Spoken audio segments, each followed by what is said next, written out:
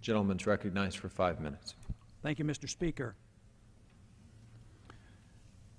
I rise this evening to announce that I introduced some legislation today dealing with the calamity that we have found at our airports with TSA. Something has to be done. Everybody's fed up. The people are fed up. The pilots are fed up. I'm fed up.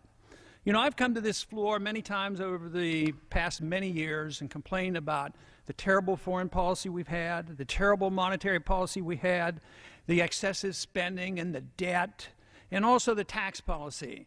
But what we're doing and what we're accepting and putting up with at this airport is so symbolic of us just not standing up and saying enough is enough. I know the American people are starting to wake up, but our government, those in charge, Congress as well as the executive branch, are doing nothing. Yes, they're talking about maybe backing off and allowing the pilots go through. But can you think how silly the whole thing is?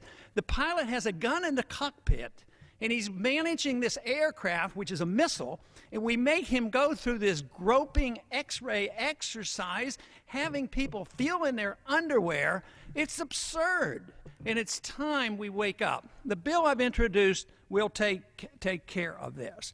But we have to realize that the real problem is that the American people have been too submissive. We have been too submissive. It's been going on for a long time, and this was to be expected even from the beginning of the TSA, and it's deeply flawed. Private property should be protected by private individuals, not bureaucrats.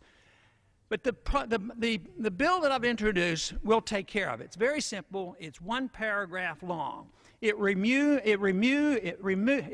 the immunity from anybody in the federal government that does anything that you or I can't do.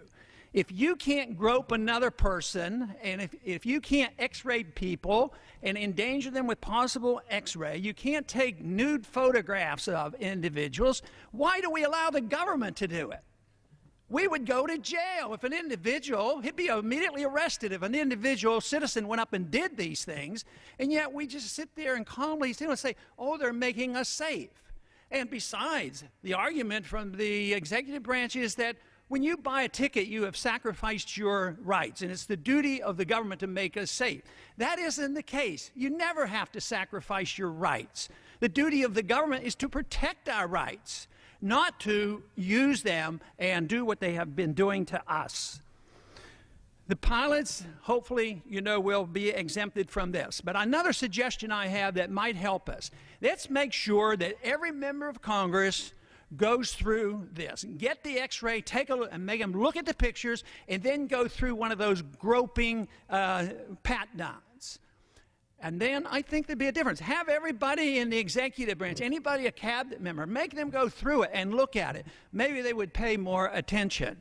But this doesn't work. This is not what makes us safer. This is preposterous to think that the TSA has made us safer. You know, when you think about it, if you look at what's happened over the past 10 years, during this last decade, we lost 3,000 on a terrible, terrible day for America. But since that time, in this last decade, we have also lost 6,000 of our military personnel going over there and trying to rectify this problem.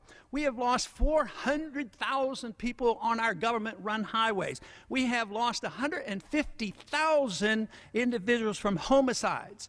So I think there's reason to be concerned, reason to deal with this problem. We're not dealing with it the right way. We're doing the wrong thing. And groping people at the airport doesn't solve our problems. What has solved our problems basically has been that they put a good lock on the door and they put a gun inside the cockpit. That's been the greatest boon to our safety. Safety should be the responsibility of the individual and the private property owner. But right now, we assume the government's always going to take care of us, and we are supposed to sacrifice our liberties. I say that is wrong. We are not safer. And we also know there are individuals who are making money off this. Michael Chertoff. I mean, here's a guy that was the head of the TSA selling the equipment. And the equipment's questionable. We don't even know if it works, and it may well be dangerous to our health. You know, the way I see this, if this doesn't change, I see what has happened to the American people is we have accepted the notion that we should be treated like cattle. make us safe, make us secure, put us in the barbed wire, feed us, fatten us up, and then they'll eat us. And we're a bunch of cattle, and we have to wake up and say, we've had it. I think this whole idea of an opt-out day is just great. We ought to opt out and make the point, get somebody to watch it, take a camera. It's time for the American people to stand up, shrug off the shackles of our government at TSA at the airport.